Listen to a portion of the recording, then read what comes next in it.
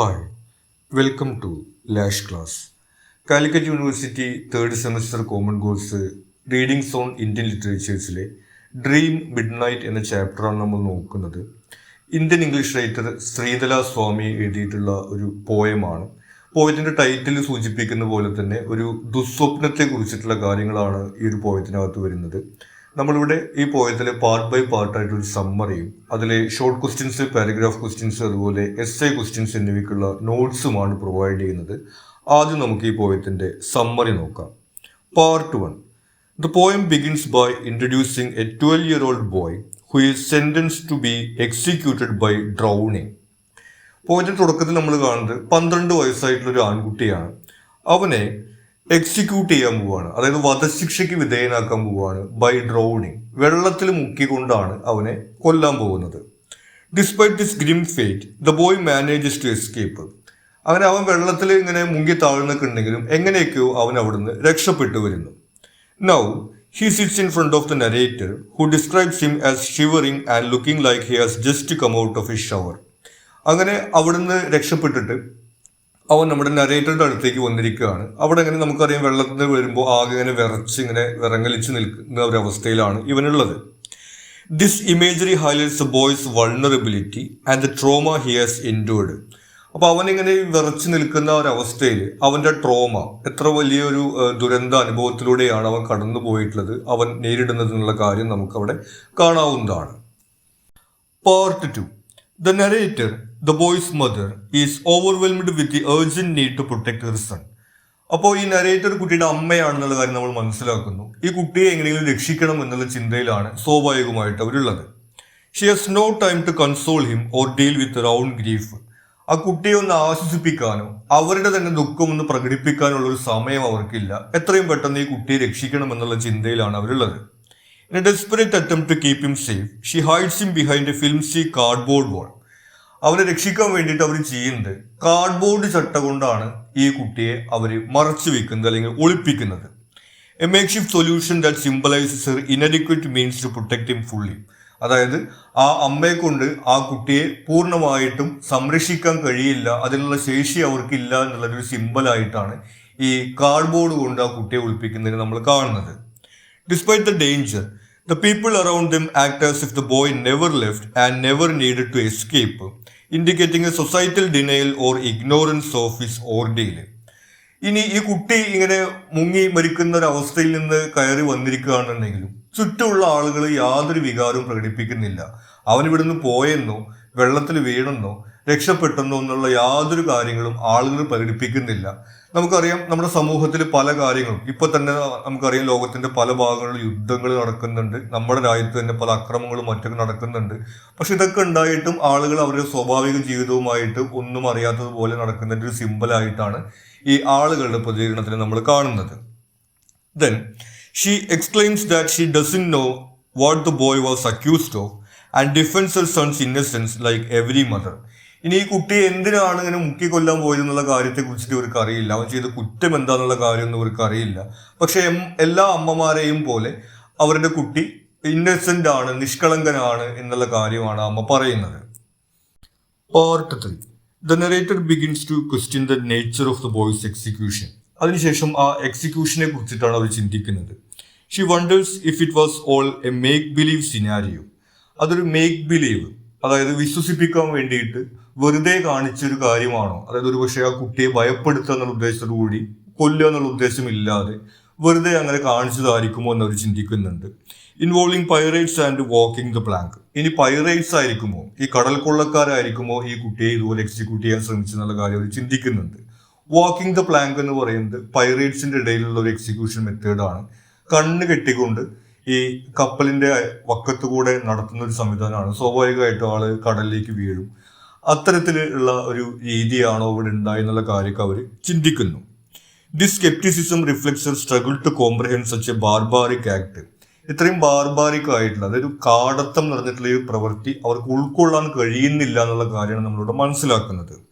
The idea of execution by drowning seems uncivilised and out of place in their society. സ്വാഭാവികമായിട്ടും ആ ഒരു സമൂഹത്തിൽ അല്ലെങ്കിൽ ഇന്നത്തെ കാലഘട്ടത്തിലെ സമൂഹത്തിൽ ഇങ്ങനെ വെള്ളത്തിൽ മുക്കി കൊല്ലുക എന്നൊക്കെ പറയുന്നത് അൺസിവിലൈസ്ഡ് ആയിട്ടൊരു കാര്യമായിട്ടാണ് അവർക്ക് തോന്നുന്നത്. She recognises that there were in a firing squad to stop the boy's escape. അവരൊരു കാര്യം കൂടി മനസ്സിലാക്കുന്നുണ്ട്, ഈ കുട്ടി വെള്ളത്തിൽ നിന്ന് രക്ഷപ്പെട്ടു വരുന്ന സമയത്ത് അവനെ രക്ഷപ്പെടാതിരിക്കാൻ വേണ്ടിയിട്ട് അവിടെ ഫയറിംഗ് സ്ക്വാഡ്, അതായത് തോക്ക് പിടിച്ച് നിൽക്കുന്ന ആളുകളൊന്നും ഉണ്ടായിരുന്നില്ല. ആ വെള്ളത്തിലിടുക എന്നുള്ള കാര്യം മാത്രമേ നടന്നിട്ടുള്ളൂ. അതിനുശേഷം രക്ഷപ്പെടാനുള്ള ഒരു അവസരം അവിടെ ഉണ്ടായിരുന്നുള്ള കാര്യം അവർ മനസ്സിലാക്കുന്നുണ്ട്. Part 4. The mother then imagines that the boy might have flown to escape his fate. അവിടെ രക്ഷപ്പെടാൻ വേണ്ടി ഒരുപക്ഷെ അവൻ പറന്നിട്ടായിരിക്കും വന്നിട്ടുണ്ടായിരിക്കുക എന്നവർ ഇമാജിൻ ചെയ്യുന്നു. Connecting this to her own dreams of flight. അവർക്കും ഇതുപോലെ പറക്കുന്നതിനെ കുറിച്ചിട്ടുള്ള പല സ്വപ്നങ്ങളും ഉണ്ടാവാറുണ്ട്. അതുമായിട്ട് അവർ ഇതിനെ കണക്ട് ചെയ്യുന്നു. She had given her sun wings, A metaphor four independence. അവരുടെ മകന് ചിറകുകൾ കൊടുത്തിട്ടുണ്ടായിരുന്നു. നമുക്കറിയാം, ചിറകുകൾ എന്ന് പറയുന്നത് ഒരു സ്വയം പര്യാപ്തതയുടെയും സ്വാതന്ത്ര്യത്തിന്റെയും ഒക്കെ ഒരു സിമ്പലാണ്. അങ്ങനെയാണ് അവർ ആ കുട്ടിയെ വളർത്തിയിട്ടുണ്ടായിരുന്നു എന്നുള്ളത് അതിലൂടെ പറയുന്നു. However, instead of using them to find a new life, he use them to return home. പക്ഷെ ആ ചിറക് ഉപയോഗിച്ചുകൊണ്ട് പുതിയൊരു ജീവിതത്തിലേക്ക് പറന്നു പോകുന്നതിന് പകരം അവൻ തിരിച്ച് വീട്ടിലേക്ക് തന്നെയാണ് വന്നത് എന്നുള്ള കാര്യം അവർ പറയുന്നു. പാർട്ട് 5.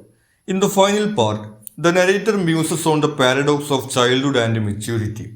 ഇപ്പോൾ ഇതിന്റെ അവസാനത്തിൽ ചൈൽഡ്ഹുഡിനെയും മെച്യൂരിറ്റിയെയും കുറിച്ചിട്ടാണ് അവർ ചിന്തിക്കുന്നത്. നമ്മൾ പറഞ്ഞിരുന്ന ഈ കുട്ടിയുടെ പ്രായം 12 വയസ്സാന്നുള്ളത്, അത് തീർത്തും കുട്ടിയല്ല, എന്നാൽ മുതിർന്നിട്ടുമില്ല എന്നുള്ള തരത്തിലൊരു പ്രായമായിട്ടാണ് വരുന്നത്. Twil is too young to be concerned with the building nests, symbolizing safety and home. കൂട്ടിലിരിക്കുക, അതായത് ഈ ബിൽഡിംഗ് നെസ്റ്റ്, വീട്ടിൽ എന്താ പറയുക, ചെറിയ കുട്ടികളെ പോലെ ഇങ്ങനെ സേഫ് ആയിട്ടിരിക്കുക എന്ന് പറയുന്ന പ്രായം കഴിഞ്ഞിരിക്കുന്നു 12 വയസ്സാകുമ്പോൾ. The boy cannot fly anymore, indicating a loss of innocence and childhood. ഇനി ഇവന് പറക്കാൻ സാധിക്കില്ല, അതായത് കുട്ടികളുമായി നമ്മൾ ബന്ധപ്പെടുന്ന നിഷ്കളങ്കത, ആ ഒരു ഇമാജിനേഷൻ, അതെല്ലാം അവന് നഷ്ടപ്പെട്ടിരിക്കുന്നു. ആ പ്രായം അവന് കഴിഞ്ഞു പോയിരിക്കുന്നു. However, he can still dream of flight, symbolizing enduring hope and resilience. പക്ഷെ അവന് പറക്കുന്നതിനെ കുറിച്ചിട്ട് ഇപ്പോഴും സ്വപ്നം കാണാൻ കഴിയുന്നുണ്ട്. അത് അവൻ്റെ ആ ഒരു പ്രതിരോധവും അതുപോലെ തന്നെ അവൻ്റെ ഒരു പ്രതീക്ഷയുടെയും സിമ്പിളായിട്ടാണ് നമ്മൾ കാണുന്നത്. His emergence from the water is described as if he came out of an illusionary inverted bowl, emphasizing the miraculous nature of his survival. ഇനി അവൻ വെള്ളത്തിൽ നിന്ന് ഉയർന്നു വന്നിട്ടുള്ളത് ഒരു ഇമാജിനറി ബോളിൽ നിന്ന് ആണ് അവൻ വന്നത് എന്ന രീതിയിലാണ് അവസാനിപ്പിക്കുന്നത്.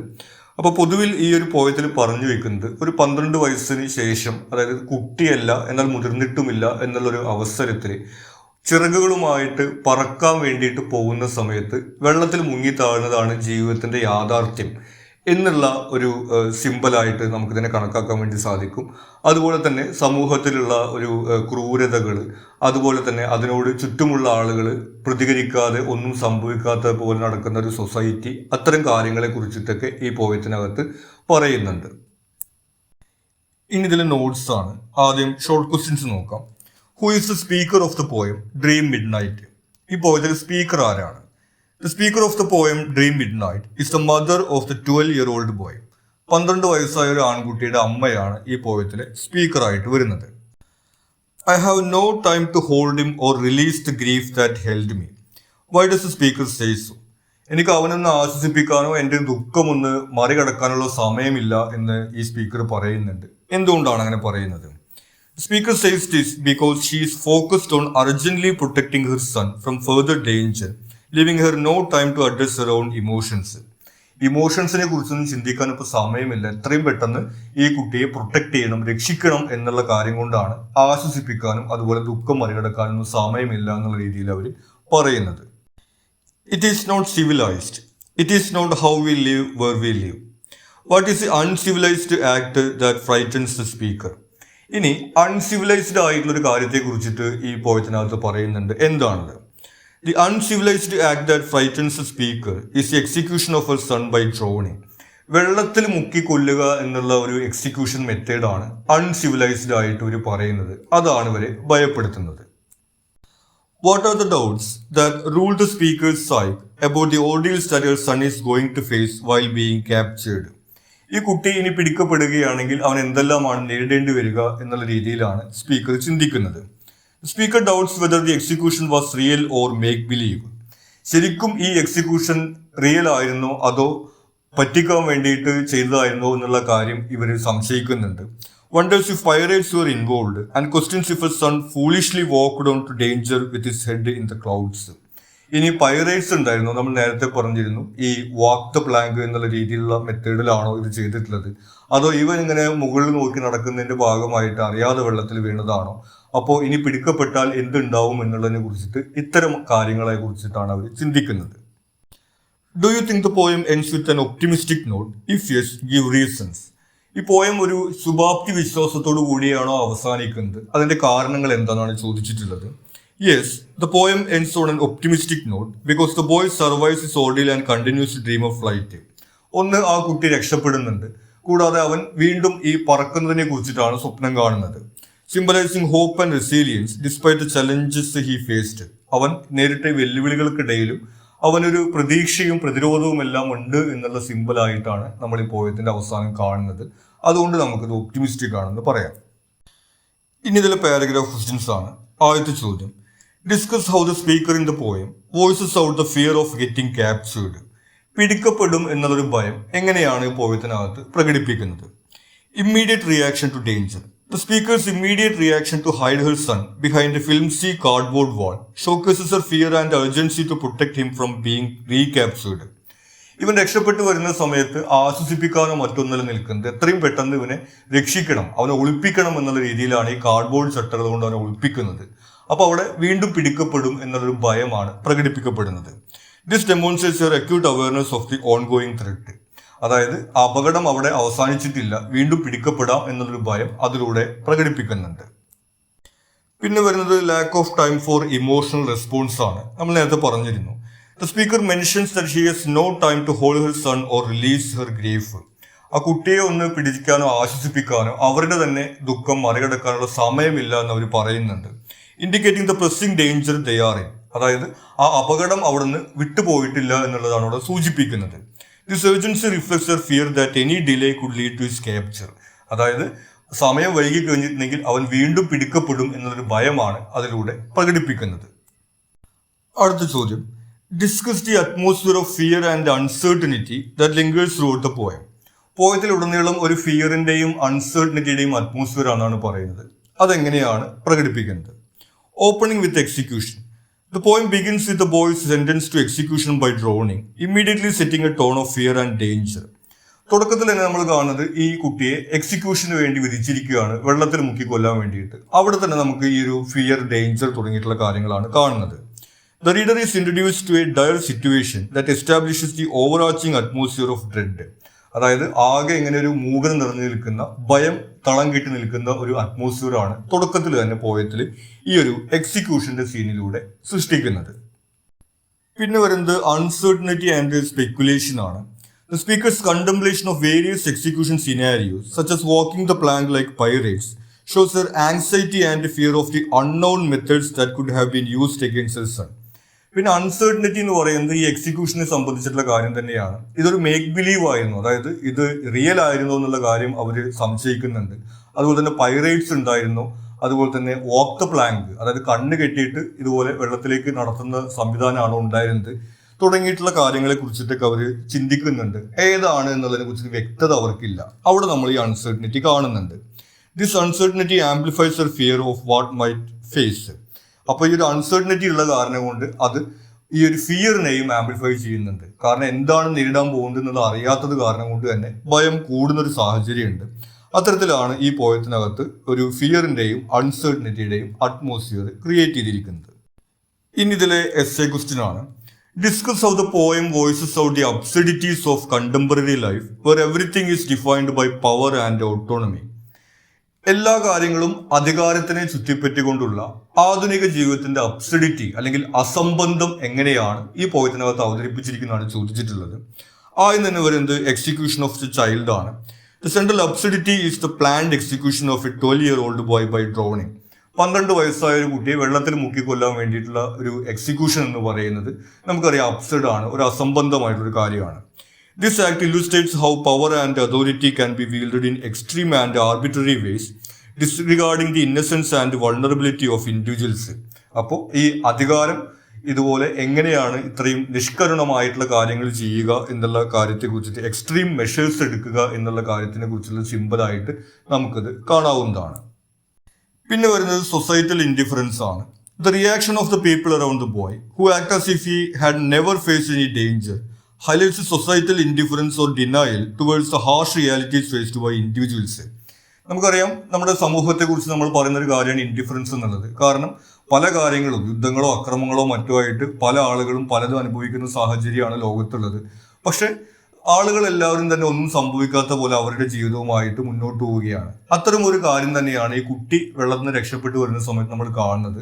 ചുറ്റുമുള്ള ആളുകളൊക്കെ ഒന്നും സംഭവിക്കാത്ത പോലെ പോകുന്നു. അത് നമുക്ക് ഈ മോഡേൺ ലൈഫിന്റെ, കണ്ടംപററി ലൈഫിന്റെ അബ്സൊല്യൂട്ടി ആയിട്ട് പറയാവുന്നതാണ്. This reflects how contemporary societies often choose to ignore or downplay inconvenient truths to maintain a sense of normalcy. Normal ആയിട്ടുള്ള ജീവിതം നയിക്കുന്നതിന് വേണ്ടിയിട്ട് നമുക്ക് അറിയാൻ താല്പര്യമില്ലാത്ത, കാണാൻ താല്പര്യമില്ലാത്ത കാര്യങ്ങളെ നമ്മൾ എങ്ങനെ അവഗണിക്കുന്നു എന്നുള്ളതൊരു സിമ്പിളായിട്ട് നമുക്കത് കാണാവുന്നതാണ്. പിന്നെയുള്ളത് ഇൻഅഡ്വക്കേറ്റ് പ്രൊട്ടക്ഷൻ ആണ്. The mother's attempt to protect her son by hiding behind a flimsy cardboard wall symbolizes the inadequacy of personal efforts against institutional power. ഇനി ഈ അമ്മ കുട്ടിയെ രക്ഷിക്കാൻ വേണ്ടിയിട്ട് കാർഡ്ബോർഡ് ചട്ട കൊണ്ടാണ് ഒളിപ്പിക്കാൻ ശ്രമിക്കുന്നത്. അതായത് വലിയ വലിയ അധികാര കേന്ദ്രങ്ങൾക്ക് മുന്നിൽ ആളുകൾ എത്രമാത്രം നിസ്സഹായരാണ് എന്നുള്ളൊരു സിമ്പിളായിട്ട് നമുക്കത് കാണാവുന്നതാണ്. It underscores how individuals despite their best intentions are often powerless in the face of systemic injustice. അതായത് സിസ്റ്റമിക് ആയിട്ടുള്ള അല്ലെങ്കിൽ അധികാര കേന്ദ്രങ്ങളിൽ നിന്നുണ്ടാവുന്ന അനീതികൾക്ക് മുന്നിൽ ആളുകൾ എത്രമാത്രം ഈ നിസ്സഹായരാണ് എന്നുള്ളൊരു സിമ്പിളായിട്ട് നമുക്കത് കാണാവുന്നതാണ്. പിന്നെ വരുന്നത് ഫ്ലൈറ്റ് ആസ് എ മെറ്റഫർ ആണ്. The recurring motif of flight in the poem serves as a metaphor for freedom and escape from oppressive circumstances. ഈ കുട്ടിയുടെ കാര്യത്തിലാണെങ്കിലും ഈ അമ്മ തന്നെ അവരുടെ സ്വന്തം സ്വപ്നത്തെക്കുറിച്ച് പറയുകയാണെങ്കിലും ഈ ഫ്ലൈറ്റ് എന്നുള്ളൊരു കാര്യം ഇതിൽ റിക്കർ ചെയ്ത് ആവർത്തിച്ച് ചെയ്ത് വരുന്നുണ്ട്. അത് നമുക്കറിയാം, ഒരു ഫ്രീഡത്തിന്റെയും അതുപോലെ തന്നെ ഈ ഒരു അവസ്ഥയിൽ നിന്നുള്ള എസ്കേപ്പിന്റെയും സിമ്പിളായിട്ട് നമുക്ക് കാണാവുന്നതാണ്. However, the fact that the boy returns home instead of fleeing further emphasizes the constraints and limitations placed on personal autonomy in contemporary life.